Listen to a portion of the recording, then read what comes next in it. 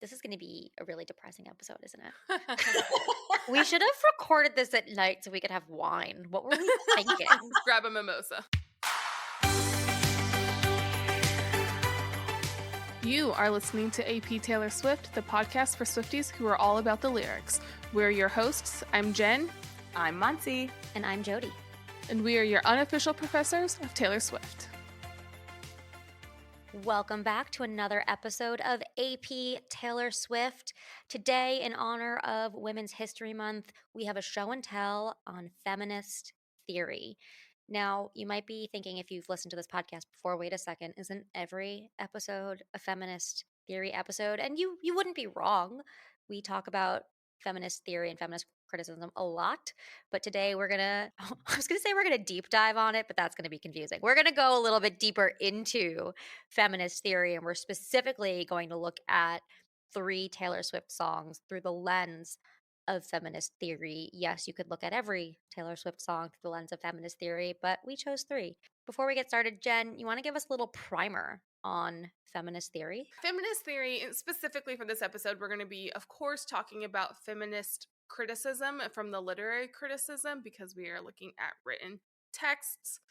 Feminist theory can sometimes also be a broader approach to society or sociology, those types of things. It covers multitudes, but we're going to focus on literary criticism. From the Routledge Encyclopedia of Philosophy, I pulled a definition. I'm going to summarize it. I'm not going to read the whole thing, but it's essentially a criticism that looks at literature, at text, knowing and assuming that it's coming from a male-dominated perspective. So it's not necessarily saying you are a male-dominated person, or you are pro-male domination, whatever that means, but that we exist in a society that is male-dominated. So even if we're feminist, even if we're fighting against those things, we are still ultimately surrounded by that. Let's just think about how gender plays a role in the text that we're looking at. So it often re-examines classic literature. So especially think about male-dominated society if we're going back and we're talking some Jane Austen. Unfortunately, and not enough has changed since Jane Austen's times to Taylor Swift's times, but it can change a little bit. And looking at gender stereotypes and examines works particularly by women for a possible alternative voice. A lot of people will go back when they're doing historical texts and try to find, hey, who are women who were being published but their works were suppressed because they were women. For example, George Eliot, who wrote Middlemarch, wrote under a pen name of a man. George was actually a woman. Oh, there you go. Some questions you can consider, again, super high level here. What are the gender biases in this literary work? So maybe some things that are just being assumed about being a more feminine or a more masculine character. And this is also yes, sex plays a role in some ways, and I don't mean the act of sex. I mean what are the biological parts of your body? But this is really tends to be looking at more the cultural constructions of gender, which is another question you can consider. How is gender constructed in this work? And what does it mean to be a man or a woman? Of course, we know that there are things like trans or gender fluid identities as well, but all of those still tend to be put on a spectrum of feminine or masculine. You think about a butch lesbian is being considered more masculine. So even still within all of those things, you can still look at gender as a whole. And those are the questions you should be asking when you're doing feminist literary criticism. There's so much more. I'll probably write the Substack this week with a ton of recommendations of things you can read. Chris every year does one of his gifts for me most years is he's like, I'm going to pick something and read it that I know you would love for me to read. One year was Harry Potter. One year it was a history of feminist literature. So I'll pull out the list I made for him then and I'll put that in a Substack. So way more here, but that's high level what we'll be doing as we go through these songs. So I picked the song Mean. It is track 1 on Speak Now, which came out originally in 2010. Taylor Swift is the sole writer, but worth mentioning, since Jen, you talked about it just being produced in male-dominated world, I was like, who's the producer of the song? And it turns out the producer of the song is Taylor Swift and Nathan Chapman. And we don't usually talk about producers, but I just thought it might be an interesting tidbit so we know who was in charge of pulling the song together. So the song Mean is a pretty simple song, but I think a very loaded one from her earlier discography, because it asks the question, why you gotta be so mean, and is kind of getting to this idea that people, perhaps in the music industry or maybe even in everyday life, can just be extremely vicious and make it difficult for certain people to succeed. And in this case, I've always interpreted this song to be as just a young new upstart in the music industry trying to make it big, and there are people who are mean. However, it could be a bullying situation. It could be a lot of things. But I think the main question that's being asked here is that, why is that the only path? Can we not just be nice to each other? The way that this song is constructed, I've talked about how Taylor will often pick a theme and go all in, and she, I do think, has leaned into the kind of male dominated, vicious, antagonizing kind of world view. She starts off right in the second line with, you with your words like knives and swords and weapons that you use against me. Not to say that women don't love knives and swords and weapons, but like, I think when we talk about gender norms, you will find knights and swords and these guns in the boys section of the toy store. And traditionally, only men went to war and And fought, traditionally, only men which is went to where war. that comes Yes, from historically. historically, yes. Yeah, especially like in the cultures like in the West that we mostly know about. If you go back to like the Vikings, even though there are a lot of evidence of female Mhm. warriors, but It's like, I don't know if the Vikings is the best example. But hey, they had some really, they like divorce was allowed. There's some really interesting stuff with the Vikings, but she also has some kind of boxing like references. Knock me off my feet again. Got me feel like a nothing. Call me out when I'm wounded. And then she straight up goes ahead and writes, you picking on the weaker man. And this idea of masculinity, of you have to be the bigger man, the stronger man, really also feels like this kind of male view competition.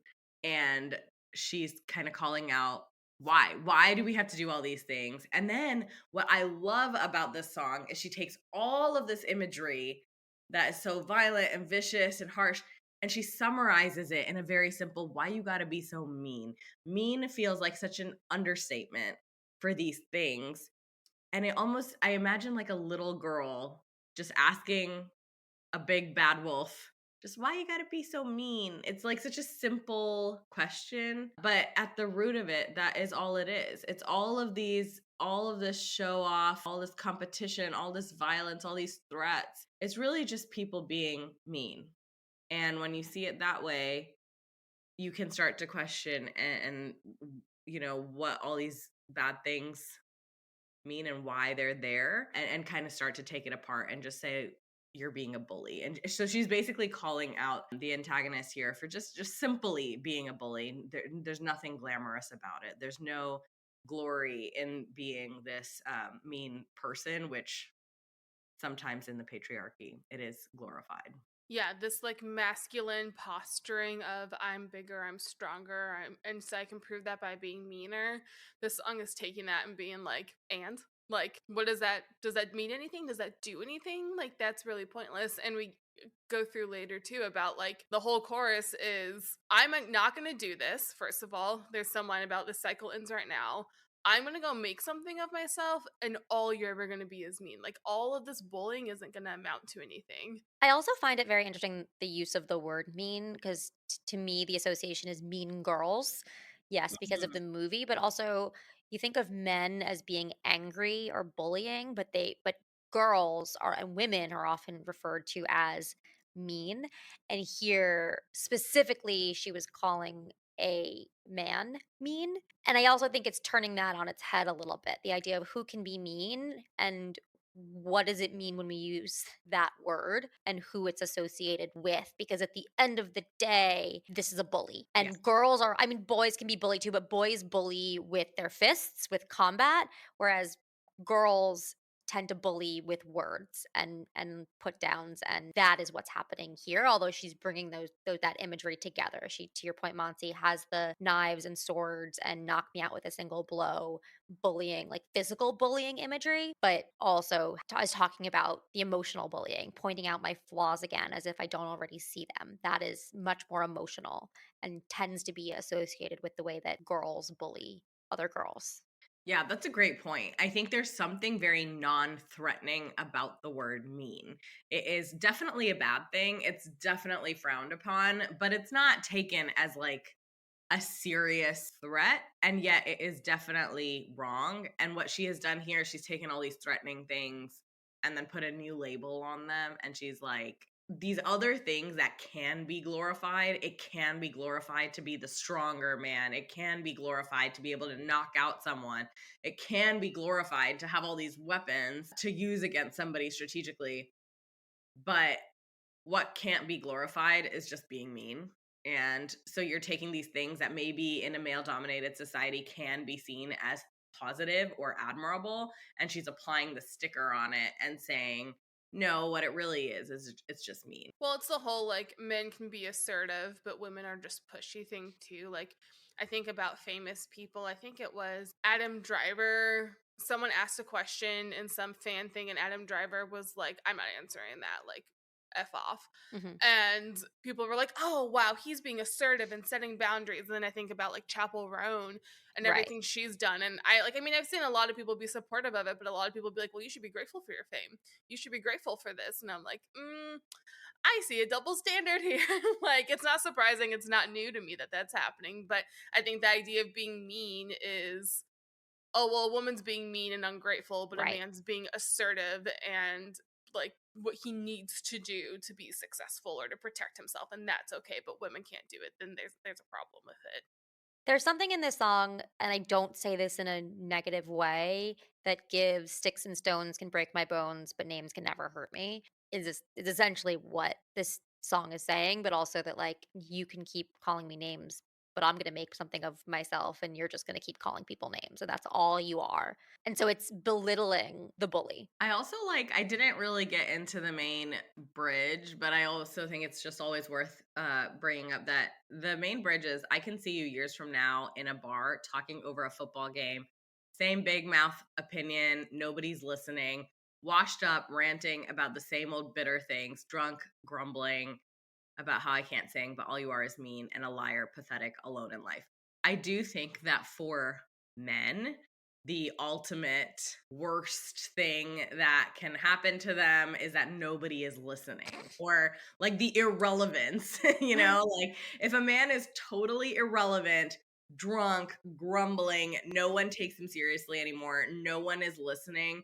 That's low, the epitome of failure. And I think she paints that picture at this part too, to show the difference between like this strong dominating bully and then fast forward years to now, and she's like, this is what you look like. And so you see that full spectrum of like, yeah, you might be revered for the time being, but this is where you're going to end up, because at the end of the day, you're just mean.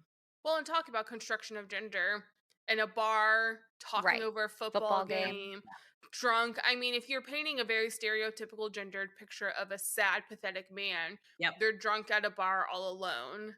So, very much leaning into some of that construction of gender, but also pointing out, like, that is actually kind of sad. Like, you don't want to end up that way. Like, for a man, yeah, to have no one listen to him, like, the worst thing that can happen to a woman, according to society, is also to be alone, but in a different way. Like, a woman with a ton of friends but no partner is considered pathetic. But for a man to have no friends who's listening to him, I was like, there's actually so many bad things that could be the worst thing to a woman, like she could have No kids, not married, not be seen as attractive. violent things, can like she could be dead. Like there's like a But to million. society, to yeah, but society. to societal norms, it's like, I have 100 friends, but I'm single. It's like, oh, I'm so sorry. When are you dating? Are you going to meet Yeah. anyone Right. soon? It's like, I I have have my community. Yeah. PhD and I'm president. Oh, but you didn't Single. have your own biological children and you're Yeah. single. Oh. Yeah. Yeah. No, the actual realities of bad things to No, women is so I much even worse. in society, like I think of people like, you could be married and have children, but you could be in a bad marriage. Yeah, but that society wouldn't care. Society would say you are married, you have achieved your life's goal. Oh my gosh. I feel like people will gossip about women in any situation. Like she could be successful and married, but she could be not have kids.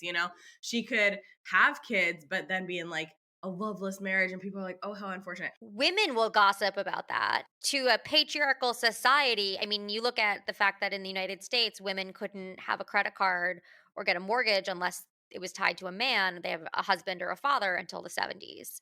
Yeah, Like, but I think even if women are gossiping, I just think that in a patriarchal society, like we have these. The point is that people are so critical, no matter what, whether it's women or yeah, men. It's and more coming critical from of women than of yeah, men. like Yeah. and no matter what, like you could. There's a million different ways, but for the most part, with men, it's like you could get away with doing a lot of wrong and be fine. Yeah. This is going to be a really depressing episode, isn't it? But I think the upside of this song is she does flip it and say, okay, so society thinks that it's basically she's playing with the girls are catty. I Right. put in quotes, thinking of that Mean Girls thing, and she's Yeah. saying, no, you're being catty. It's like this person, their whole personality is staked on, well, I'm going to pass judgment on other people. And she's saying, do that all you want. I'm actually going to go be super successful, and someday no one's going to listen to you, which is the entirety of your identity. And also, that's really pathetic that your whole identity is based on judging people and other people listening to it, and maybe like don't do that as Yeah, much. maybe But she don't. totally flips the narrative. Very astute. Very astute, very finger wagging. Like I see scolding Taylor, just being like, "Excuse me, like why?" Now go sit in a corner and think about what you did. Exactly, Yes. It's on the same album. same energy. Yeah. Well, and the other thing is, she even acknowledges, I bet you got pushed around, somebody made you cold, but the cycle ends right now. It also makes me think of, statistically, violence is perpetrated by men in this country, especially mass violence. And it makes me think about all of the narratives around, like, oh, this is a horrible, like, serial killer or whatever in the world of true crime. And people are always like, oh, but they had a bad childhood. Like, their mom was really mean to them. And it's like, okay, that is really sad. Don't kill people. Like, so her saying the cycle ends right now, to me, is one of the most revolutionary parts of the song. She's saying, like, you probably were bullied, and that's why you're bullying. And guess what? I'm going to choose to not do that. And you basically saying you had the same choice. But whatever you are dealing with, you decided to not make that choice. I'm going to make that choice. I'm ending this. All right.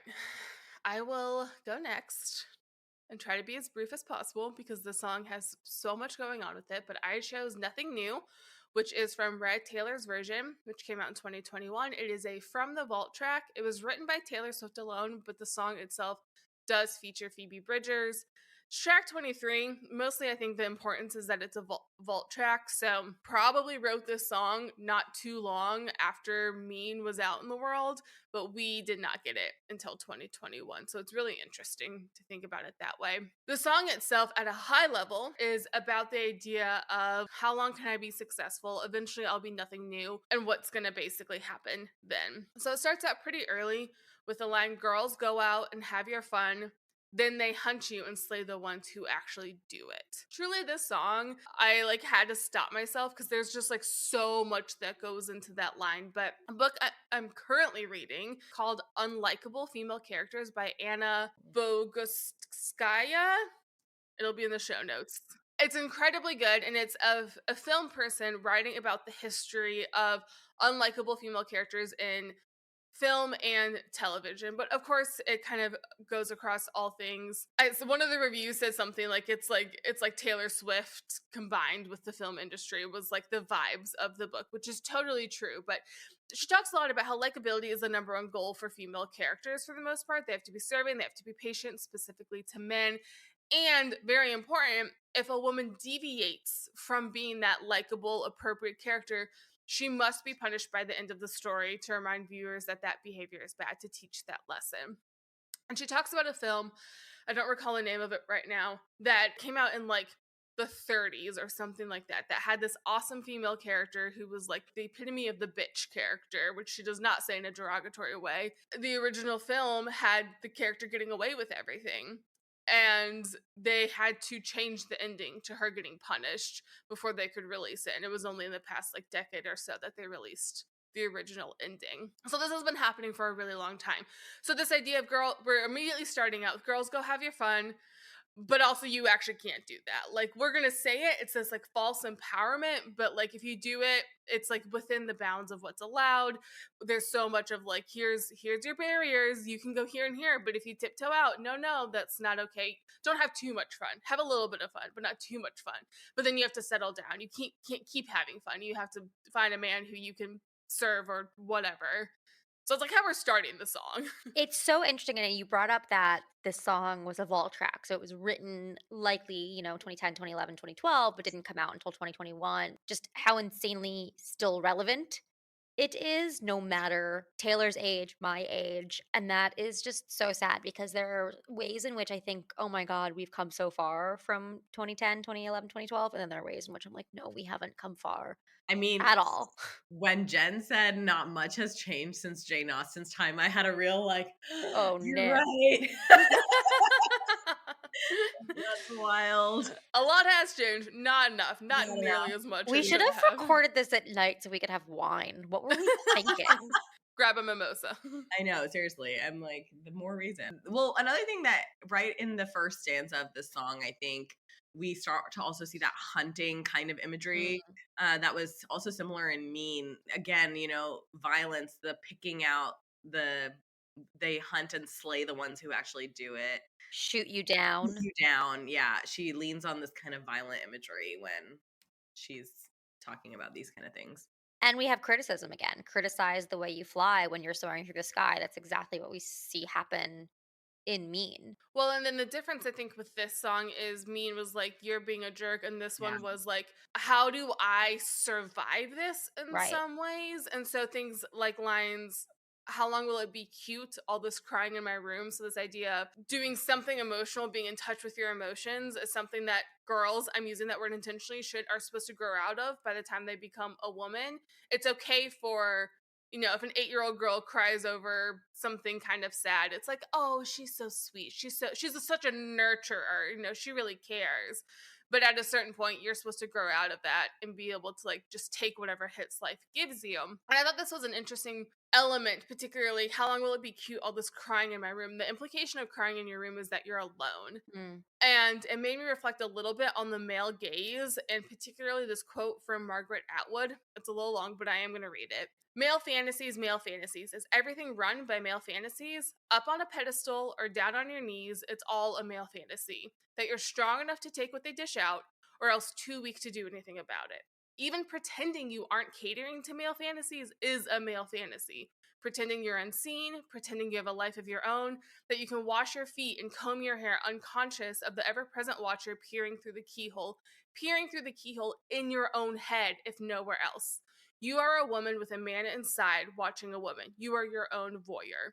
So the idea of, even if you're alone in your room, that the entrenched concept of the male gaze, of trying to always look cute, look presentable, look whatever, the performative aspect of that is inescapable when you have come up in a male dominated society.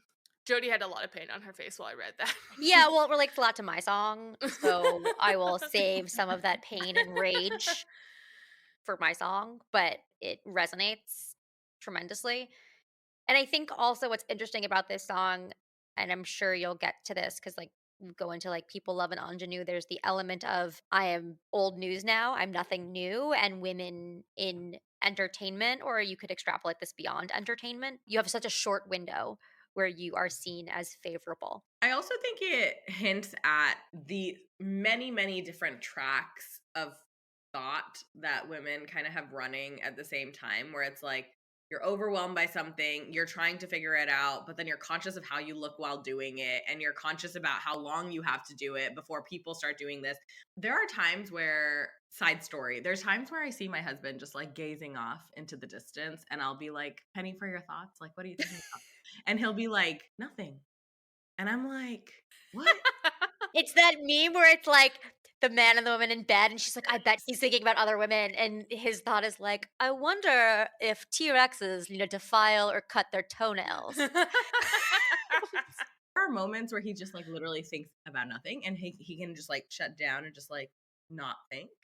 And I don't know what that feeling is, Meanwhile, on my walk this morning with Maisel, I had to even think about there was a guy riding his bike, like, in circles in the park, and I was like, "Is he following me? Like, let Right. me not be too" like, Yep, the first time I was like, always. "Whatever," and then when I saw him circle back around, I'm like, "Okay, like, is he following me?" I saw a Yeah. TikTok this morning that was a woman who travels, and she's like, whenever I get into an elevator, if someone else gets in the elevator, I always ask them, "What floor are you getting off at?" And if they're getting off at my floor, I push the floor above theirs because I don't want a man getting off on the same floor as me and seeing where my room is. Like, I don't think men have any clue at the Right. things No. you But think it's also about. just like the parallel path of thinking. Like, I just think women Constant. are capable of thinking of like 8 things at once. I don't think I'm capable of thinking of one thing at once. Like, I have to think Right, of 10 things. exactly. What's so funny is like you'll have all these different thoughts. You're like, how long do I have to do this? I have to work on my next song. I have to do this. What are we eating for dinner? It's like it's all these like random unrelated thoughts at once, you know? And we talk about creating gender constructs within this song. I think that section that Jen read out, like that reminds me kind of even just building up the female mind into a song. There's all these questions, so many rhetorical questions of just like, how long will it be cute? All this crying, like, and roll my eyes. How long can I be relevant? Once, how will I do this once I've lost my novelty? How will I do? It's just like the bajillions of questions that are going on inside the mind at the same time, and the insecurity of not knowing those answers or not knowing what's going to happen. One of my favorite lines in the song is the how can you know everything at 18 and nothing at 22? That means that from the time women are so confident through puberty as a teenager at 18-year-old, you think you can run this world, and then you have that stamped out of you, and you are humbled, and there's a short amount of time in which you are so humbled and realize that you actually know nothing at all, and you have all this insecurity and questioning and trying to figure out things while being acutely aware of how people are perceiving you as you're trying to figure it out. Like, I must look cute doing it. I must look successful doing it. It's just so loaded. Well, and I think the age is a big part too, because you're hitting your, again, in quotes, prime as a woman when you're kind of at 18, but at 22, you're like, oh, I'm almost in my mid 20s, which is so young, but that's not what you're being told. That's the point of the ingenue. So, an ingenue specifically is a young, innocent, beautiful, naive girl who's often being used by men as a pawn. So, like, the music industry and everything we know about Taylor Swift is a great example of that. Like, the way her original record label treated her, the idea that she's beautiful, she's talented, but they're behind the curtain were all of these like middle-aged men. And we've seen the story over and over again, but like think about like even classic literature, Ophelia, Juliet in a lot of ways, or even like Sandy from Greece came up a few times, and I was like, oh my gosh, that's such Mhm. a good point of she's totally this pawn by everyone at this school, and it's at the end when she's like, I'm not gonna be a pawn anymore. There's so many lines about that in the song of the kind of radiance you only have at 17. Girl, no. Like, absolutely not. It And gets better. I know. There's an annual study called It's a Man's World, published by the Center for the Study of Women in Television and Film at San Diego State University, that showed the majority of female characters in television and film are in their 20s and 30s. 56% of female characters are in their 20s and 30s. The majority of male characters are in their 30s and 40s. So 59% of men are in their 30s or 40s. Male characters were more likely than females to be 40 or over. Only 29% of female characters are 40 or over, compared to 53% of men. Is television reality? No, but it means everything you see in media, you sort of stop seeing women at a certain point. There's a few exceptions, like Meryl Streep, killing it, love her. How many people can you name in that like age range who's doing great? Not that many. This is even sadder to me. From the female characters have remained younger than their male counterparts. So the percentage of women in their 40s was 20% in 2015. It has dropped down to 14% in 22. It's the Leonardo DiCaprio effect. This is Yeah. also a really global effect. My family and we were actually watching a Bollywood movie last night, and this is like notorious in that film industry as well, where you'll have some male actors who have literally done 3 generations of female counterparts, Wow. and they're bringing in like 16-year-olds, 18-year-old women to be their romantic interests, and the dude is like 50. It's like you're like 3 And years old at this women point. age better than men. Those men don't age well. That's the thing, is that society is just a little bit more accepting. Also, Right. men, there is a big difference between an 18-year-old man and like a 40-year-old man. And I guess, Is there? well, in the way they look, yes. In the way they look, yes, but not the way that I they mean, yes. act. But I think that people Jody's doing great. It's fine. mentally, I don't know. Yeah. Maybe look, yes. But the maybe like people just run with that and give a lot more grace to the fact that this dude has lines on his face, but they're like, oh, but at least he doesn't look 18. He's got wisdom. It shows he's got Yes. wisdom. Whereas for a woman, lines on your face means you're old and not attractive. Well, if we're ready, we can go on to the last song. And I do want to say there are so many songs we could have picked. Like as you're going through Nothing New, I'm like, oh, Clara Bow is a good, foil or Mhm. comparison Wow. to Nothing New. Who's Yeah, Afraid of Clara Little Bow Old comes up Me? for a second in that book that I like. Seriously, you guys, this book is so good. I just got it from the Yeah. library, so I will be when we're done recording. That's what I will be listening to. So I have the last song of the day. This is also the song we'll be deep diving. So keep that in mind. I'm doing Mirrorball from Folklore. This is track 6, written by Taylor Swift and Jack Antonoff. So we've got another male supporter writing this. I think this song does a lot of things, and I will go into a lot of that in the deep dive specifically. But from a feminist theory perspective, when I look at this song and the lyrics of this song, I think a lot about how women adapt and adjust themselves or ourselves according to the expectations of others, and those others tend to be men. So I look at this song both from the lens of the male gaze, but just from the gaze in general, because women often only exist in relationship to the others in their life, typically as wives and mothers, and in that caregiving role. Particularly, women are always thinking about what they can do for others, and I keep saying they, what we can do for others, and how do we show up for the other people in our lives, and often thinking of others ahead of ourselves. In particular, the lyrics, when no one is around, my dear, you'll find me on my tallest tiptoes, spinning in my highest heels, love, shining just for you.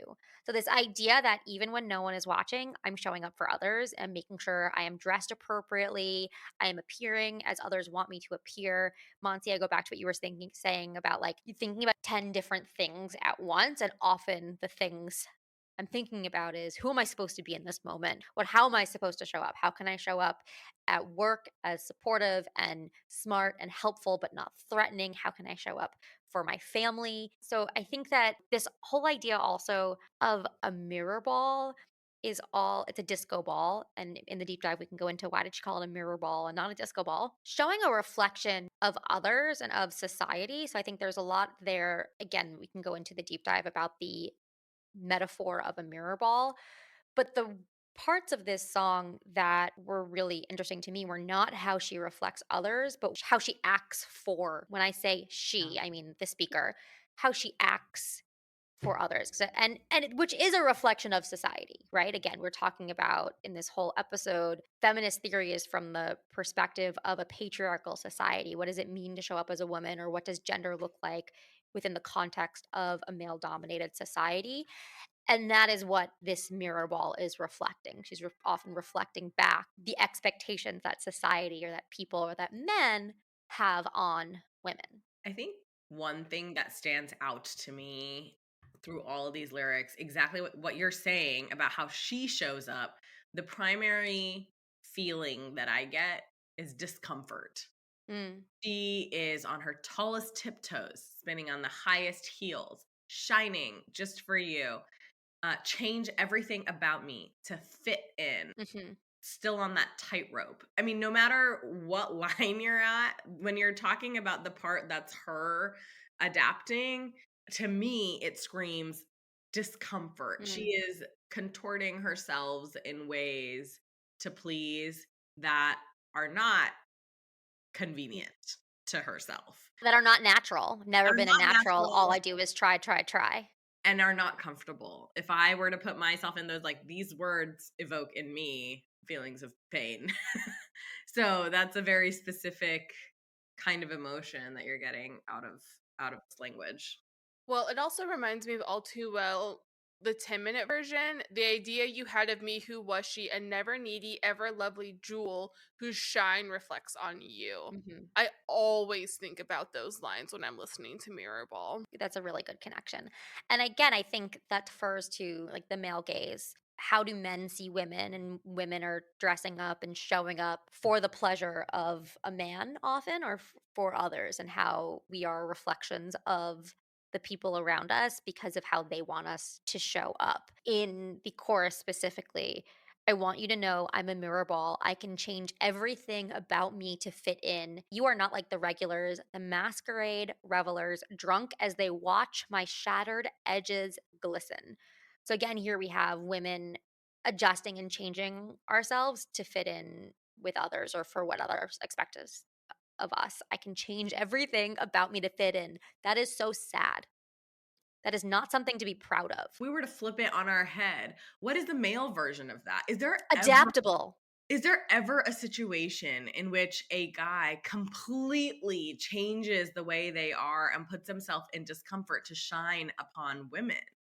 I don't Not really see upon women, but there is code switching, that I think often happens for people, for any underrepresented community. So I think it's less male versus female and more of like an underrepresented or minority perspective of like, how do I have to show up here to feel like I fit in with this majority culture community? sure, but I think here there's a specific element of shining on the other person about like how you putting on a particular look, appeal, aesthetic can reflect on the other person. And I just think of like, are there instances where that ever switches? And I just feel like it's pretty rare. And if so, it's definitely not as uncomfortable. I'm thinking of like the Oscars red carpet when you have people with dates walking up and the men are dressed to the nines. And even then, there are no corsets, heels, or things are changing and men are Yeah. starting to push the boundaries and definitely try to push themselves on the edges. But it's rare. And it's usually not about reflecting on the other person. It's usually about themselves. It's like they are changing for whatever reason. It's rarely like, if I do this, that will make you shine as a person. Well, and I mean, even going back to the music video of the man, if a man does do that, it is a great thing to do. But for a woman, it's expected. It's the Right. baseline. And Yeah. I think that's one of the biggest differences. If a man does it, he's applauded. If a woman does it, it's like, yeah, of course you're supposed to do this. And you're talking And I, about like taking care of children, for example. Like, yeah, I mean, yeah, that's what the man is yeah. talking about. Like, literally, my specific example I could think of was Chris is not a big Taylor Swift fan, which is fine. It's just like not his jam. Like, it's just not his He's type of allowed to music. have faults. It's Yeah, fine. whatever. Chris was on a climbing trip with a bunch of friends, and I got a text from a mutual friend who was on that trip, and he texted me. He was like, "I want you to know your husband has just spent like 10 minutes like telling everyone about your podcast and telling Aw. us to check it out." And I was like, "Does he even listen to it?" And he was like, "I think he's listened to a couple of episodes because he talked about it." And I was like, "That's like so out of his wheelhouse. Like this, like he loves this and supports this, but it's not like." The center of his culture, but he was on a trip with a bunch of friends and was just voluntarily talking about it. And I was like, that was really sweet. That was really, like, I really did appreciate that. But, like, that's not Necessary. the expectation for all men to act that way. Actually, so this has happened to me a few times where people in conversation will kind of with a like you can tell the attitude that they're bringing, but they'll be like, "Is Taylor Swift really that big of a deal?" And they'll like bring that up to me, and Krish has to like jump in, not because I asked him to, but because he reads the room, and he will He's be like, oh like, shit. and he will jump in and be like, "It's the best concert that I've ever been to." And then people suddenly take it Take him seriously. seriously. Yeah. They're like, "Oh, really?" Because just the fact that I have a podcast and I'm a fan is not enough because fangirls are not taken seriously, But right? a man liked it, so we're good. Yeah, We're fans good. like it, so therefore it must Well, be legit. that sort of relates to the line, "You're not like the regulars, the masquerade revelers, drunk as they watch my shattered edges glisten." This idea of shattered edges, of suffering, but there people other people watch it glisten, that, like, someone else is suffering, like, women's suffering and Yeah. pain, they're not taken seriously, or women aren't taken seriously, whether it's our pain, our interests, our ideas, not taken seriously. Well, because we need to always talk about a bridge, I will bring up the bridge of Mirrorball from the feminist theory perspective. I'll read it first. Well, not the whole thing, but I'm still on that tightrope. I'm still trying everything to get you laughing at me. I'm still a believer, but I don't know why. I've never been a natural. All I do is try, try, try. I'm still on that trapeze. I'm still trying everything to keep you looking at me. To me, this talks to the precariousness of a woman's position or role in life, kind of always teetering on the edge, always just trying to show up for others as they deem appropriate, but not showing up for yourself. That you really can't be yourself. I've never been a natural, but you also never really feel like what you're doing is enough. All I do is try, try, try. I mean, if that is not a woman's plea, I don't know what is. The other thing that I am thinking about, that all of these words that she's used as the theme, if you will, here is a circus. Hmm. Tightrope, Correct. trapeze.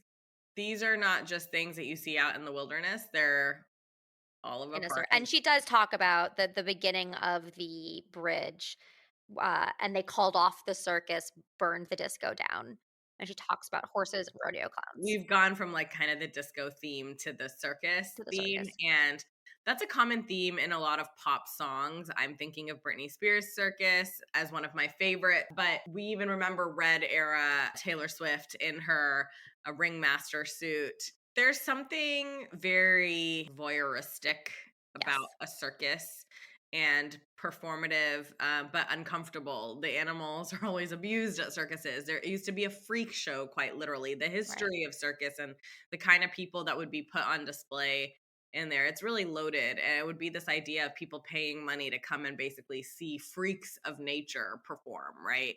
And get laughs and giggles out of that. So the fact that that's even the theme that she's chosen for this part, and the fact that it pivots to that, the whole song is not like this, it's just the Right. message, is pretty significant. Well, and I love that we have kind of this sad version of the circus here, and then in Who's Afraid of Little Me, we get I was tame, I was gentle till the circus life made me mean. In this song that's about like you should be terrified of me. Like it's you can argue there's a continuation between Mirrorball and Who's Afraid of Little Me. I think we need a circus themed show and tell now. Oh, that would be so much That'll be fun. fun. Okay, I'm gonna write that one down. Done. Done. The last things I want to bring up, I think, refer back to Nothing New. The lines, I'm still trying everything to keep you looking at me. This constant need to be relevant, to show up for others, to figure out how do I show up so that you pay attention to me, whether that's being the young ingenue, or changing and adapting yourself, your style, your looks. In on Wikipedia, there was a direct connection almost to Nothing New. So, according to Wikipedia, in the reviews of folklore, critics interpreted Mirrorball as a metaphor for female musicians' struggles to reinvent themselves and stay relevant, which is also the description you would give of Nothing New. So I thought that was interesting. Yeah, and keep in mind too that at the time Mirrorball came out, we had never heard Nothing New, but she had Correct. written Nothing New. Ooh, good point. Good point. There's a lot more to say about this song, both from a feminist theory perspective, but also just about the song itself, which is why we're going to deep dive it because it's a very dynamic and beautiful, but also sad song. So, with that, join us next week on AP Taylor Swift as we deep dive Mirrorball.